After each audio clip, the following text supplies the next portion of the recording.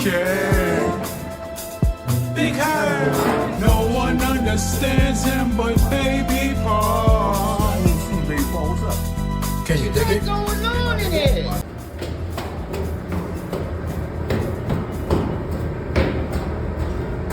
This look like the place.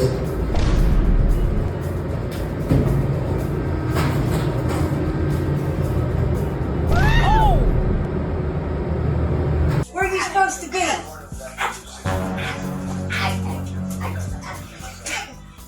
Fight like a girl. Bruh.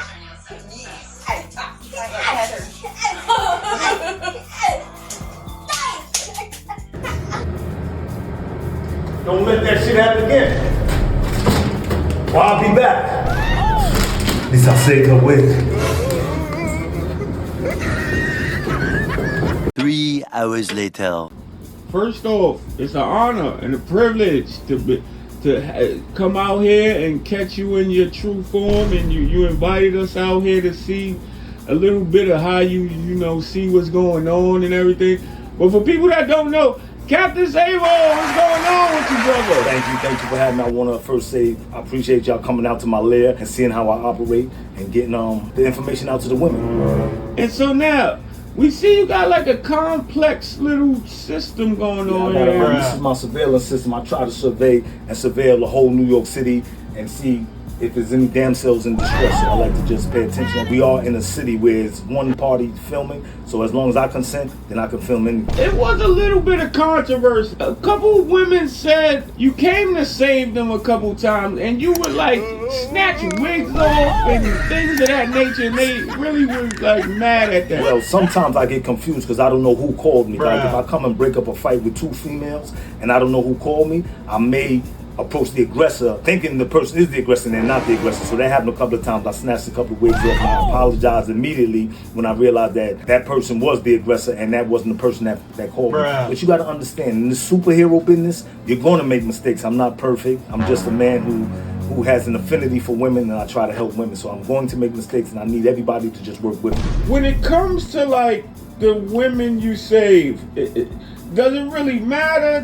Do they gotta, because there's been a lot of controversy with some of the women you've been saving, how they look, how they... Listen, I don't make the calls, I'm like Al Sharpton. I only go where I'm invited. So if a voluptuous, beautiful woman calls me and she's in need, she's in dire straits, I'm gonna just come to her aid. I'm not looking to see how beautiful she is. Does she have a nice body? Does she got a BBL or nothing? I'm not doing none of that. Because, it's been old hags that have called me and I've saved them. I've pulled old women out of trees. So I don't always save women in the strip club, I save women wherever they need assistance at. One person you saved, you took them to the precinct. What happened with that situation? The cops tried to hold you as a vigilante. What happened? They thought that because during that incident, that was a real crazy incident. Everybody was taking pictures. Like my outfit that I wear, my spandex had got ripped off, and me trying to get her to the precinct so she could make a statement. I didn't stop at home and change my pants. I got there. I usually wear thongs. So when I got to the precinct, they said I was indecent exposure, and they tried to arrest me for that.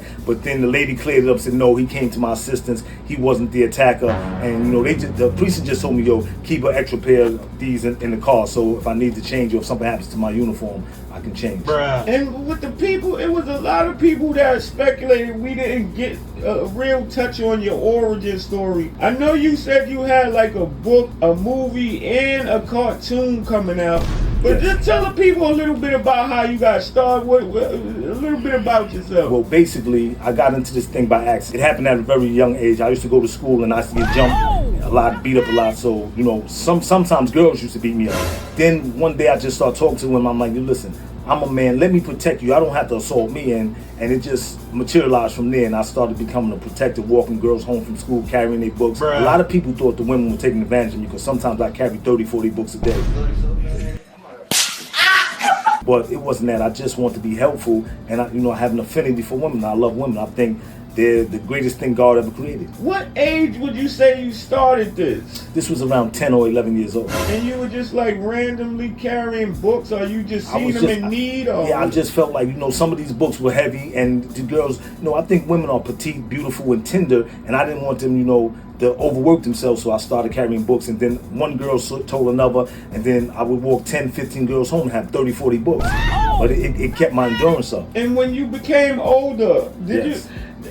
did you work or anything? It was said you I've had had- one job. Or I've had a couple of jobs, like I used to deliver stuff, but I always, when I delivered things, I used to give stuff to the women for free, and I Right. never really got the money that I was supposed to get, so I got fired from a lot of jobs, and they said that I thought I was just giving gratuities out. I never want to see a woman in need. If I could deliver something to a woman's house and she got 4 or 5 kids, I'm not going to charge her. I just pay out my own pocket. If I can't pay out my own pocket, I'll steal it. I don't know how.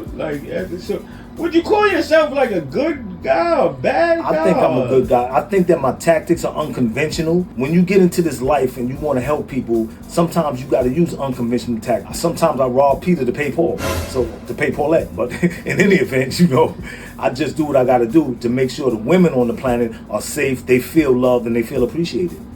And can you tell us about like who you gonna be working with some of these movies and things? Well, I can't really divulge too much because a lot of stuff is still in negotiation, but they want to do a feature-length film, they want to do an autobiography book, and they want to do a cartoon. So all these things are in development.